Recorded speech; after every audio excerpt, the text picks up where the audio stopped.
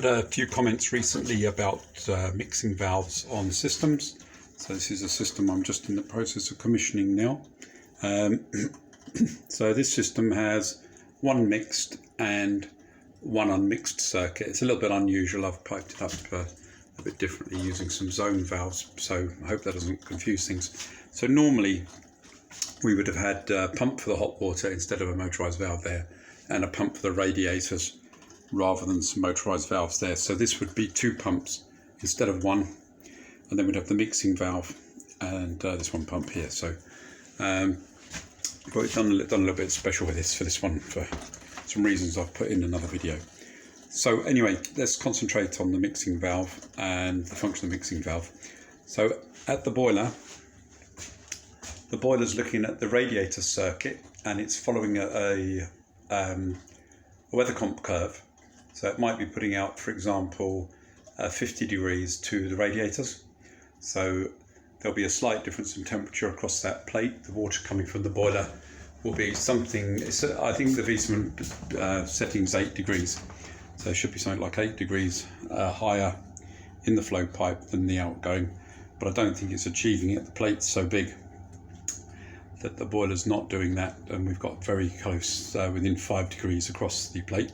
So that's the first thing. So we've got the water coming out there, and that's targeting the temperature for the radiators, which is the higher temperature circuit. So that would be maybe, if it's really, really cold, would be maybe 50-55 degrees to the radiators. And our underfloor heating at the same time might require something like 25 or 30 degrees to the underfloor. And of course it will follow a different weather comp curve. So what the mixing valve does is it takes a blend of the water being supplied for the radiators and its own return water from the manifolds, and it mixes it to give the correct temperature picked up by this sensor down to the underfloor heating manifolds. The boiler knows the temperature for the radiator flow via this common flow temperature sensor. So it sees this, it knows it's putting the right temperature to this radiator circuit, and this is blending its water down. Now, to give you some ideas of how this works here, let's turn it this way. So we're going to give it water that's far too hot, and the valve will see the water getting too hot, and to try and cool it down, it's going to move across this way, thinking it's actually moving that lever that I've disengaged. So let's give it a bit of a chance. Yep, that's actually moving now. It's a little bit hard to see, but if we watch carefully, you can see the lever moving.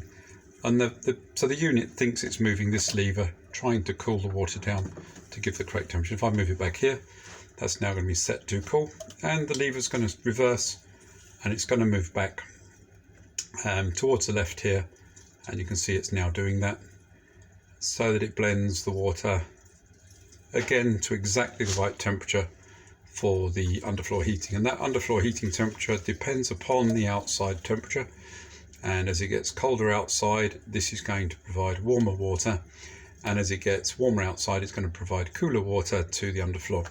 Now if we switch the radiator circuit off, the water being provided through the flow from the boiler will be eventually, well, it will be, it's a little bit complicated because the flow rates are different on both systems.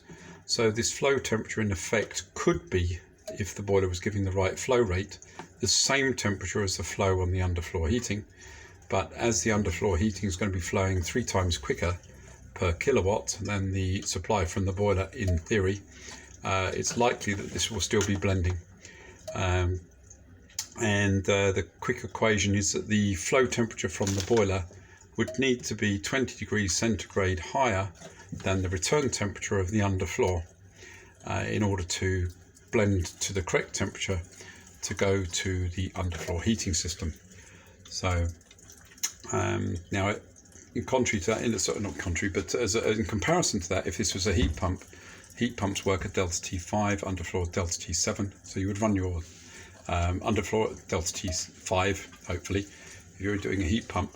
And we'd actually expect the heat pump to match the flow temperature of our underfloor heating. So the heat pump would be running at a far lower temperature than a gas boiler. That's why our underfloor heating is so brilliant for heat pumps.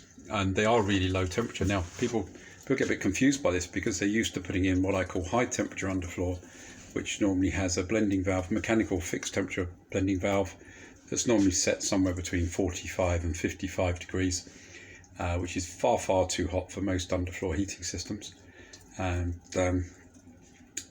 they would be a bit surprised by this one, because if you feel the flow here, this actually feels pretty cool.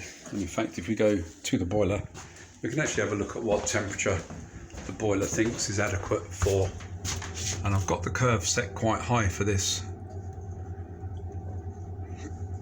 Underfloor flow temperature at the moment is 35 degrees and outside temperature is 8, but I've got it on a high curve because we're in a very drafty